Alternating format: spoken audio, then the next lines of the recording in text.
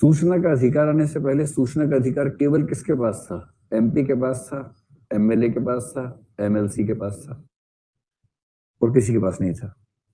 थोड़ा बहुत मीडिया के जुगाड़ू लोग जो अंदर से निकाल लेते सूचना, उनके पास था। आपने संविधान तो पढ़ा ही है, आपने सुना होगा कि वो तारांकित प्रश्न क्या होता है, अतारांकित प्रश्न क्या होता है, स्टार्ट क्वेश्चन, अनस्टार्ट क्वेश्चन क्या होता है।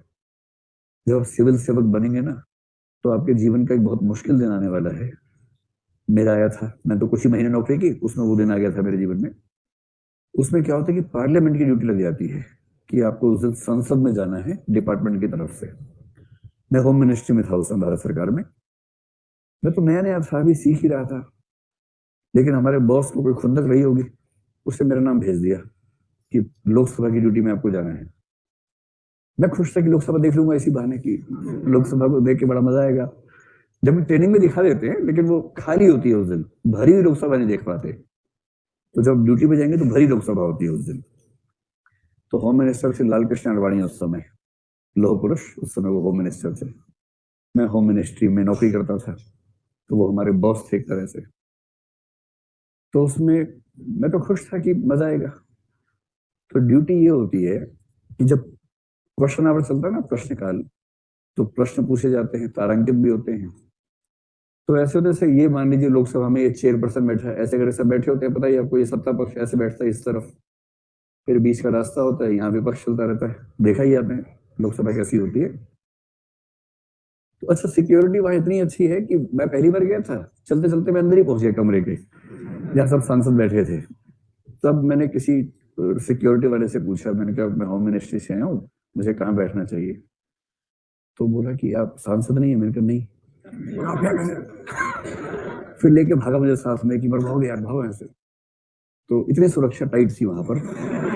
वहां वहां प्रधानमंत्री बैठे, वाजपेयी जी बैठे, लाल कृष्ण आडवाणी बैठे, सब मंत्री बैठे वहां पर, और कोई ऐसे घुस गया अंदर वहां, मतलब मैं कोई नहीं, मैं घुस गया था बाई मिस्टेक। तो मैं तब से खुश हूं कि मैं दिखने में सांसद लगता हूँ। मैं ये सोच के खुश रहता हूँ कि शायद इस वजह से उन्हें कंफ्यूजन हो गया होगा।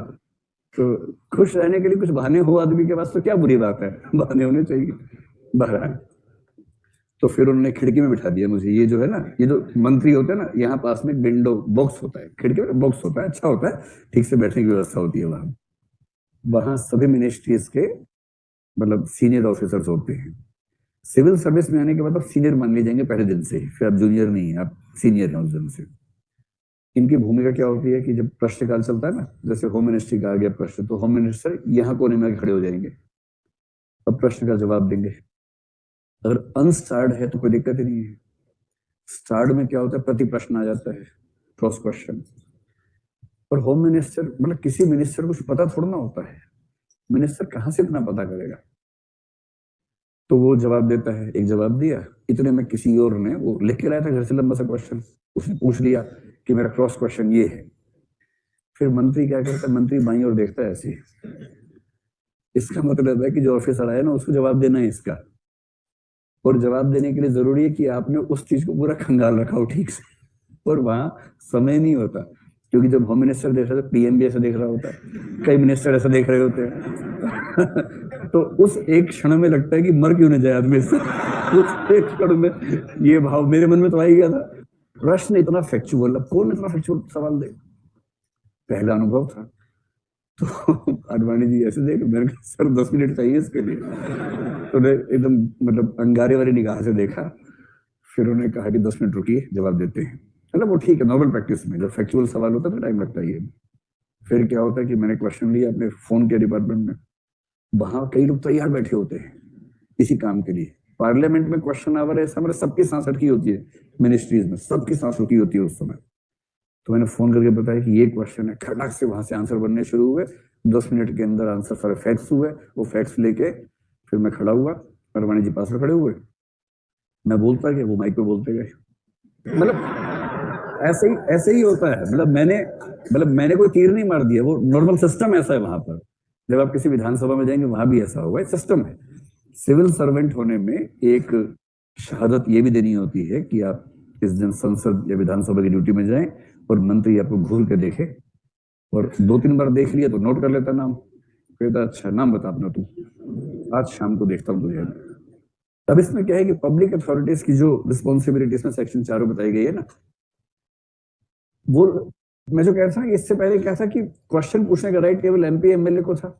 वो कुछ भी इंफॉर्मेशन पूछ सकते थे, सरकार को देनी होती थी संसद में विधानसभा में, लेकिन आम आदमी कोई प्रश्न पूछने की स्थिति में नहीं होता था। पहली बार आम आदमी को वो राइट मिला। और ये बात कब की, उससे कुछ साल पहले एक स्टिंग ऑपरेशन हुआ था जिसमें बहुत सारे सांसद फंसे थे कि वो संसद में प्रश्न पूछने के बदले पैसा लेते थे, 40,000 50,000 रुपए एक प्रश्न पूछने का लेते थे। जब स्टिंग ऑपरेशन आ गया, सबसे तेज चैनल पे आया था, तो तो उसके बाद ये प्रश्न उठने लगा कि ये विशेषाधिकार क्यों सांसदों के पास